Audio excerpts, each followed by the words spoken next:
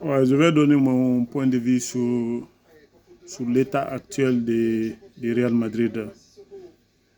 La façon dont ils jouent, c'est vraiment bizarre.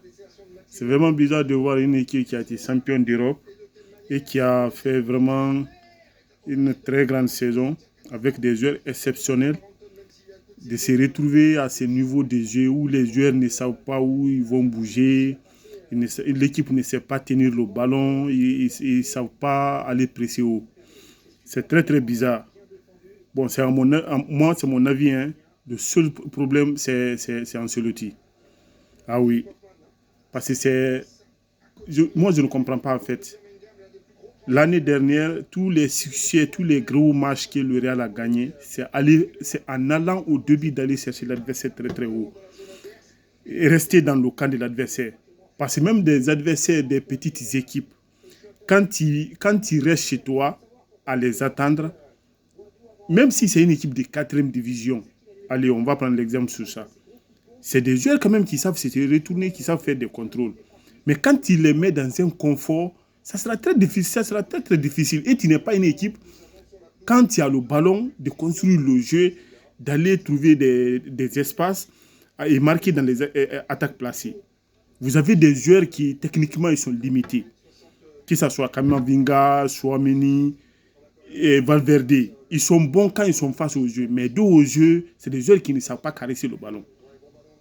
Donc, de ce fait, contre Lille, on a vu carrément, c'est une équipe qui a laissé le ballon en premier mi-temps et attendre.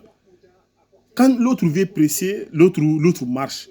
Quand l'autre veut aller presser haut, l'autre recule. C'est que c'est une équipe qui ne presse pas ensemble en fait.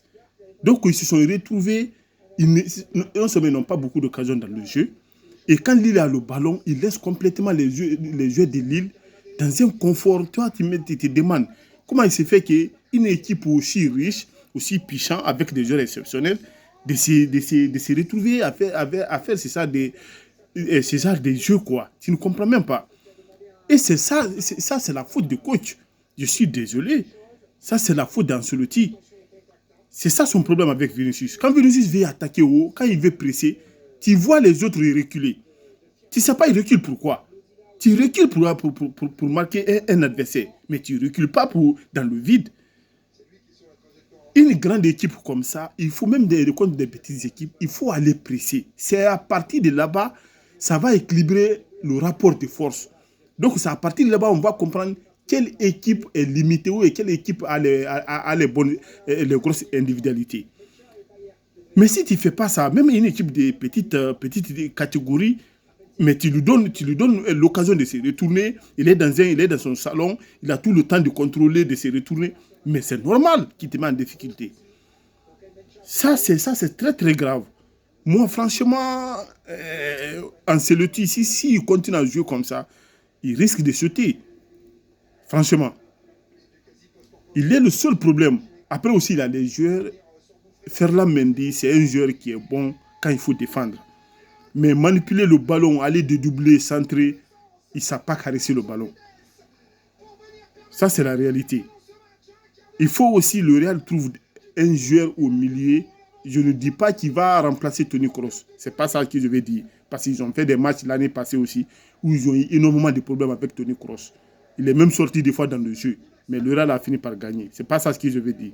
Je veux dire le Real doit trouver un joueur qui est bon dans l'impact et qui est capable aussi de servir les attaquants, qui est capable de se projeter.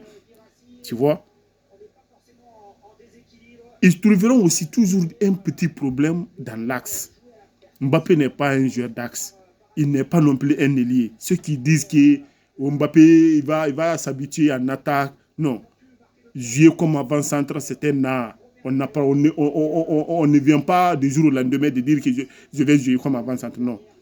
Même contre des petites équipes qui vont mettre de l'impact, je ne suis pas sûr que Mbappé va servir grand-chose. C'est mon avis. Je ne suis pas sûr parce qu'il n'est pas bon à la tête. Ce n'est pas un joueur qui va dans les duels. On a vu hier, quand il y a de l'impact, il cherche à s'exiler à côté de Vinicius. Il laisse complètement l'axe vide. Donc, quand il s'exfiltre vers Vinicius, Vinicius aussi est là-bas. Donc, en fait, le Real n'a pas d'avant-centre de métier. Ça, d'abord, c'est un problème.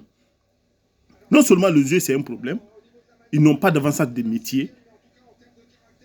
Mbappé n'est pas un joueur qui peut aller dans les duels contre des petites équipes de Liga, ça peut fonctionner. Même en Ligue des Champions, les joueurs qui vont, les équipes qui vont les laisser de l'espace pour aller attaquer, pour laisser de l'espace, ils vont marquer. Mais contre des adversaires de gros calibre européens, le Real va avoir énormément de problèmes. Énormément de problèmes. Je suis même très surpris de voir une équipe, même pour se créer des occasions, ils sont incapables. Si ce n'est pas des individualités, ils sont incapables de se créer des occasions en construisant le jeu, en trouvant des attaques placées. En tout cas, c'est mon point de vue. Si Ancelotti n'arrive pas à rectifier ça, l'année là, ça va être très, très, très compliqué. Je ne dis pas qu'ils vont faire l'année blanche. Non, ça, ce n'est pas du tout ça mon propos. Parce qu'on ne sait pas. L'année vient de commencer. Tu vois? Donc, il peut y avoir beaucoup de surprises. Mais ça sera très, très, très, très compliqué, franchement.